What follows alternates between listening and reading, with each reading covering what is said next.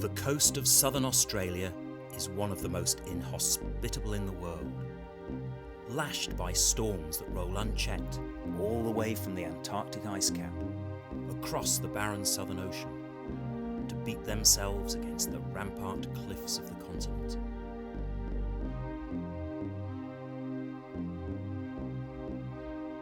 Cut off by sea from the rest of the planet, the land creatures of Australia have evolved in a totally different way to those elsewhere. And off the shores of this island continent, the undersea world is equally fascinating. Around its cooler and rugged southern coastline, there are many hidden secrets and species of sea creatures that are found nowhere else. Because just as on the land, life under the ocean's surface has evolved in its own unique and little-known way.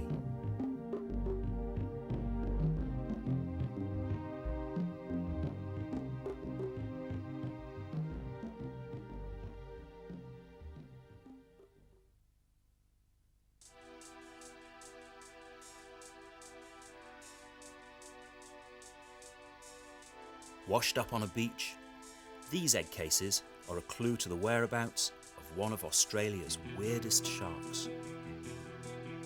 Every year in July, which is the depth of winter in the southern hemisphere, Port Jackson sharks travel many hundreds of kilometres to gather in huge numbers in the shallow coastal waters of southern Australia. It's the long-distance traveller of Australian sharks, and it has just one purpose in mind: to find a mate.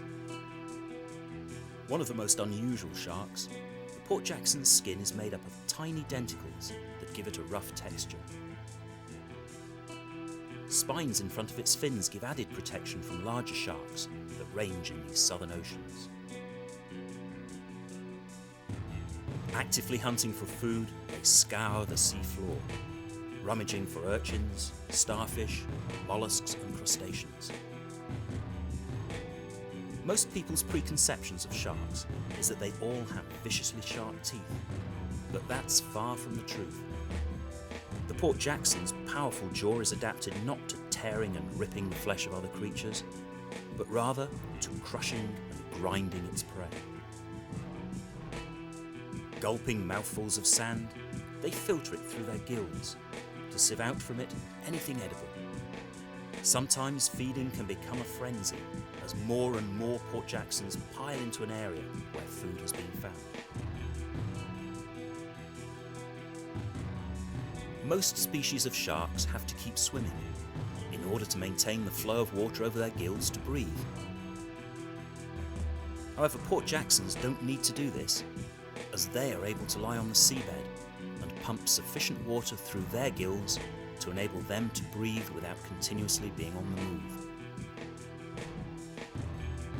But the main reason they're here is to mate. What appears from a distance to be a dead shark on the seafloor is in fact two sharks in the throes of what for Port Jacksons is the height of passion, locked together in mating. And it's another reason why their skin needs to be so tough. This shark still bears the marks of a previous mating encounter.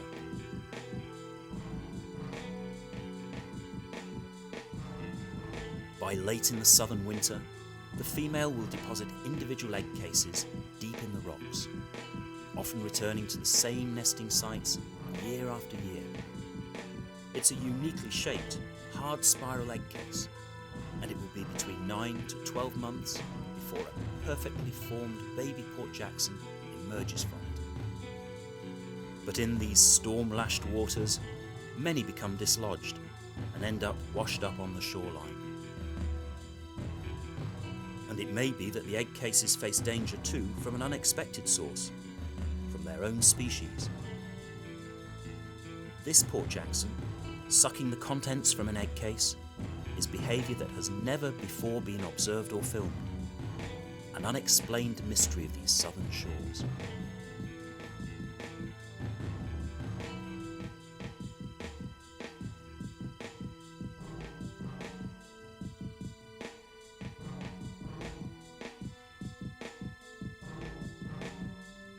Even though these sharks are relatively common along this coast, we still have a lot to learn about their secret lives.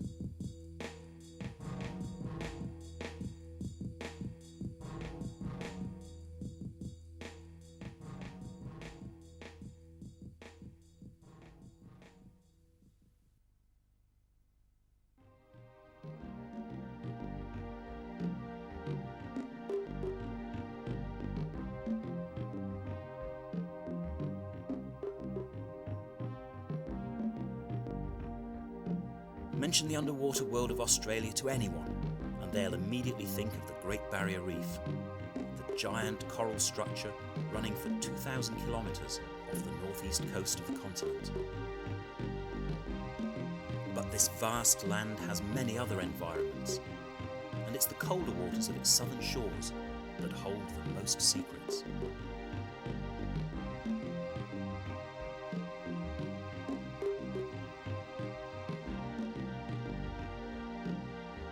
It's a coastline that's several thousand kilometres long, with a landscape that epitomises the image of the dry, sun-baked, wide-open spaces of the Outback.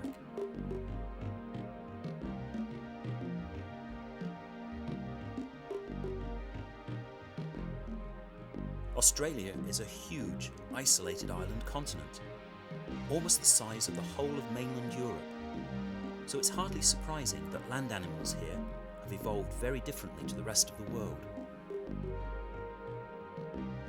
However, what's far more surprising is that in the cooler and little-known oceanic waters off the south of the continent, the sea life has also developed in isolation, with a large proportion of the species found here being unique to these seas and found nowhere else on the planet.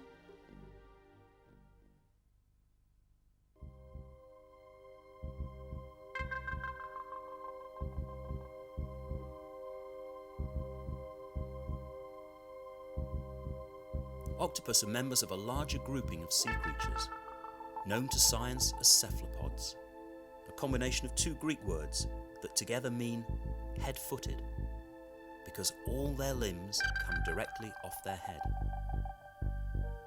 Cuttlefish and squid are also members of this family, which contains some of the most complex, diverse, and fascinating creatures on Earth. They're among the oldest species in our planet's oceans.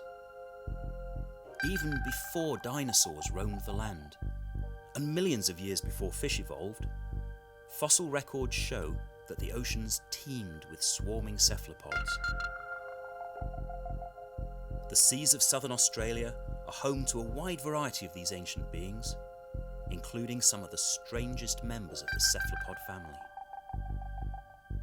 Their eyesight is among the most highly developed of any sea creature, as they rely on their heightened sense of vision to hunt and to spot predators. Their eyes have also evolved to enable them to see in the dark night sea, when many of them emerge to hunt.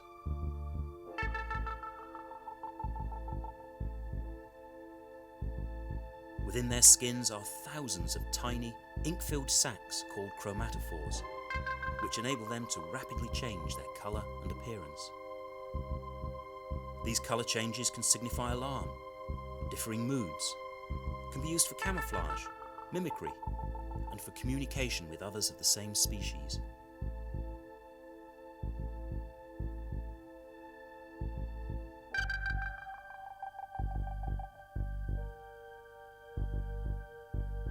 All are carnivorous, feeding on other fish and on mollusks, and all are voracious predators, shooting out their feeding tentacles with lightning-fast speed to grab their prey, which is then drawn back to their sharp, hard beaks to be chewed before swallowing. Others simply envelop their prey, though on this occasion the hermit crab survives, with a little help from its mate.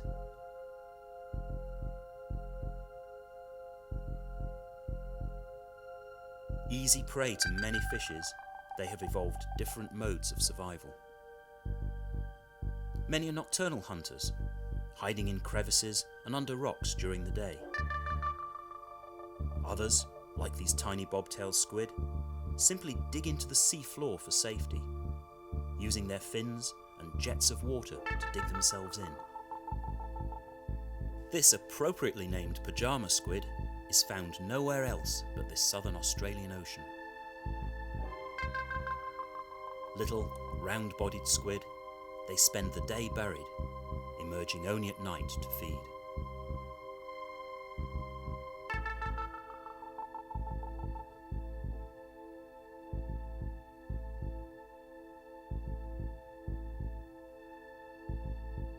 Some lay eggs in large clutches that they attach to a fixed object on the seabed.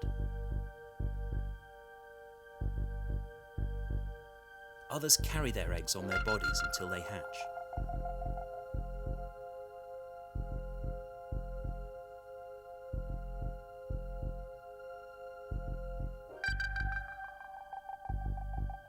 The blue ring octopus is an exception among cephalopods, as it is deadly poisonous to predators.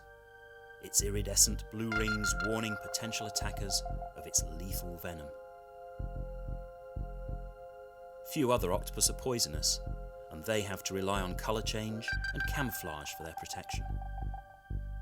Or, if danger threatens, they can simply sink into the sand.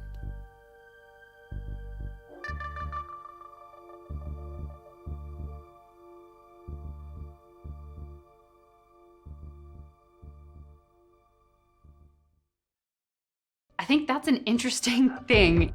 This one piece will make 52 layers. Watch on mobile devices or the big screen. All for free. No subscription required.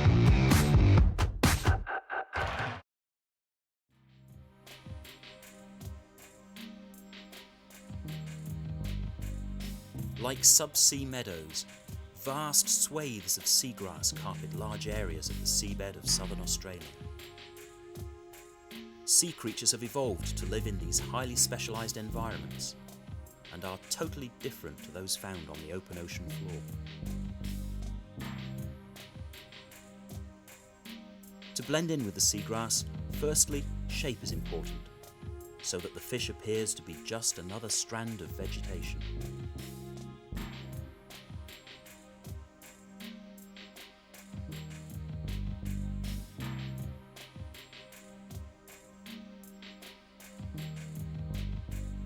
Secondly, pattern is essential. It's only when this clingfish moves that it becomes apparent that the fish is not just another strand of grass.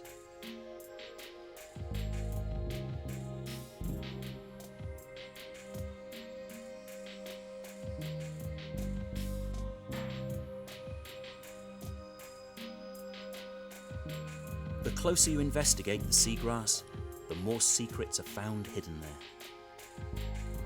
Probably even now, many pairs of perfectly hidden eyes are peering cautiously back at the camera, totally unseen among their environment. Appearing like a brown stalk of grass makes this pipefish almost invisible in its environment.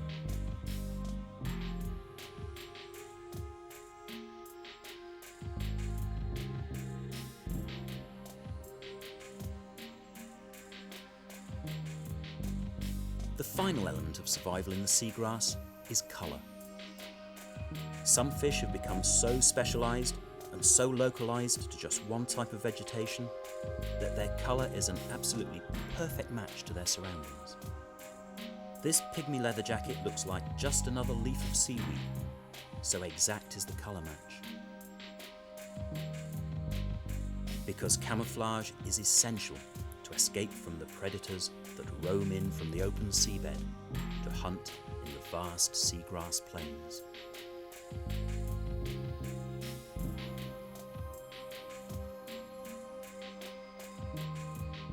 Very different creatures have evolved to live in these specialised environments.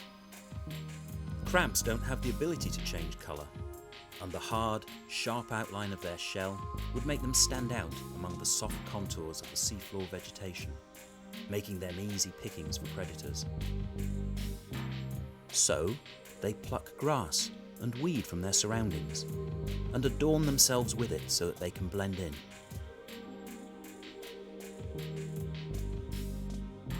The crab shell is covered with tiny, hook-like hairs, almost like Velcro, which holds this camouflage in place.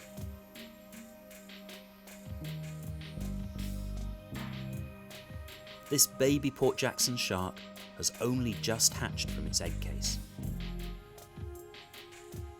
Like juvenile fish of many species, it seeks the protection offered by the seagrass, which is essential if it is to survive to grow to maturity.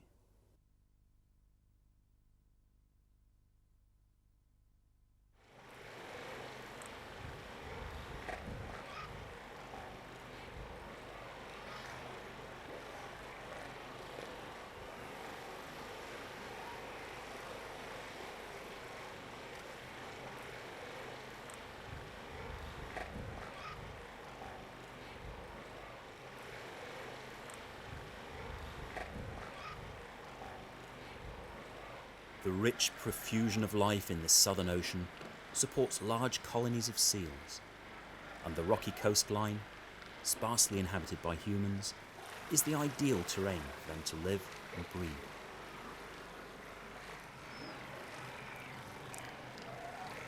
In the early 19th century, hunters for seal pelts drove this species to the edge of extinction. Today, seals are protected in these waters, and their numbers are increasing. Some estimates place the population as high as 25,000. That successful recovery has brought its own problems. Some blame them for falling commercial fish catches, and many fishermen would like to see their protection removed.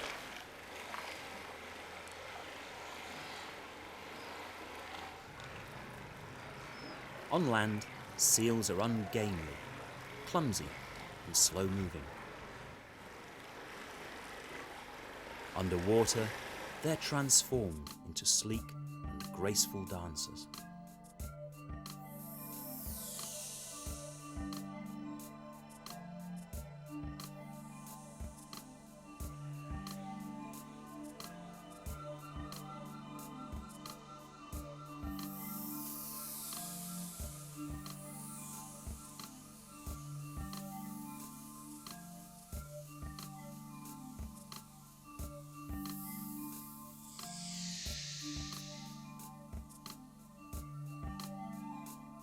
They need every ounce of speed and agility they can muster underwater to evade their main enemy, the great white shark.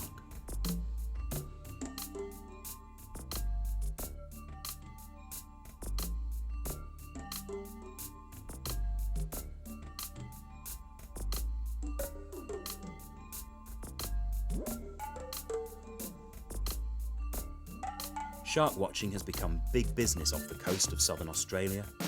Divers travelling from all round the world for the chance of a face-to-face encounter with the ocean's apex predator, the great white. The shark are drawn in by chumming the water with fish blood and guts. You don't get much closer to a great white shark than this.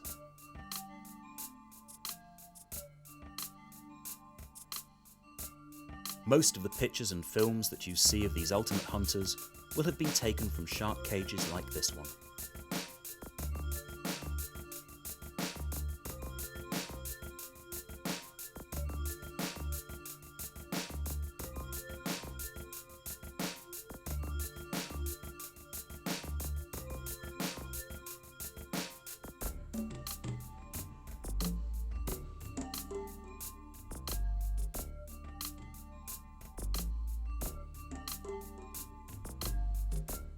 The great white may be the main attraction for shark watchers, but another, equally fascinating species of shark is found in these waters, which bites more people a year than great whites.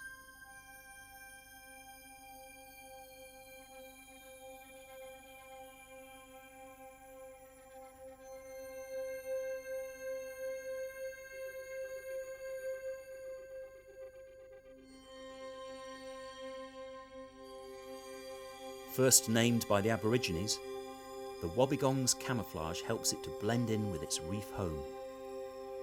Even the tasseled flaps of skin around its mouth breaking up its outline. Because they're so well hidden, Wobbegongs actually bite more people than any other shark in Australian waters, though usually their bite is defensive rather than aggressive, often because a diver accidentally disturbs or touches one without even seeing it. It's not the most vicious of bites, and it's rarely life-threatening, as wobbegongs tend to lock onto their prey rather than slash and cut. Wobbegongs, like most shark species, are slow-growing, slow to mature, and have relatively few young. With a recently established fishery targeting them to meet the demand from the fish and chip trade, there's been a marked decline in the numbers of this once common and typically Australian shark.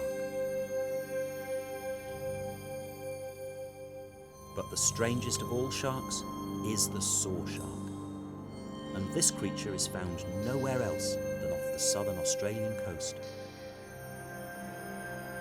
Very little is known about this bizarre and secretive shark. It's generally found only in deep water, and usually only encountered when trawled up in fishing nets.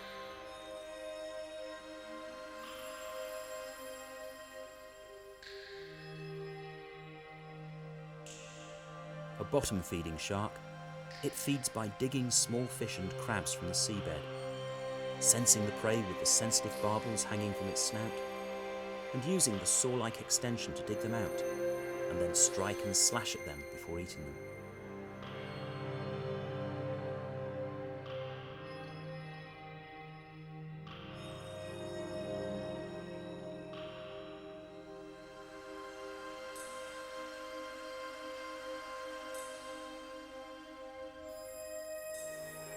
Another shark has adopted perhaps the most unusual of hunting techniques.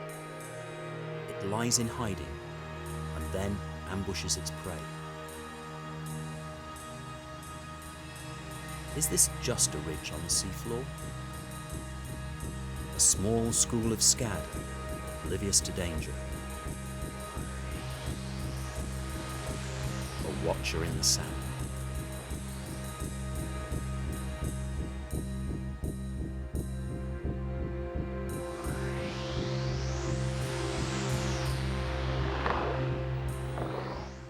Deadly strike from one of the ocean's best hidden predators. Here it is again, frame by frame. The figures are hundredths of a second.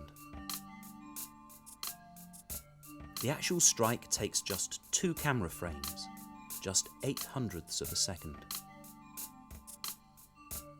Within 0.2 of a second, the shark has caught the fish and is already dragging it down. And in less than 2 seconds, the fish has totally disappeared.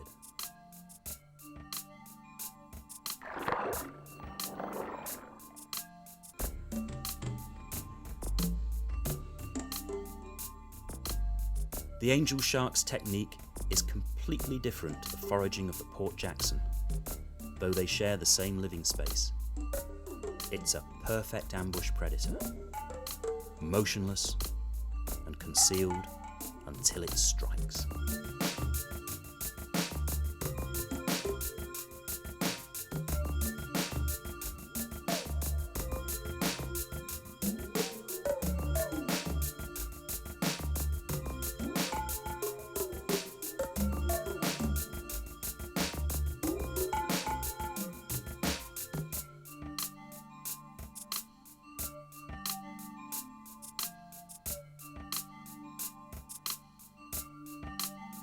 There are many surprising, often beautiful, and sometimes shocking secrets hidden beneath the seas of southern Australia.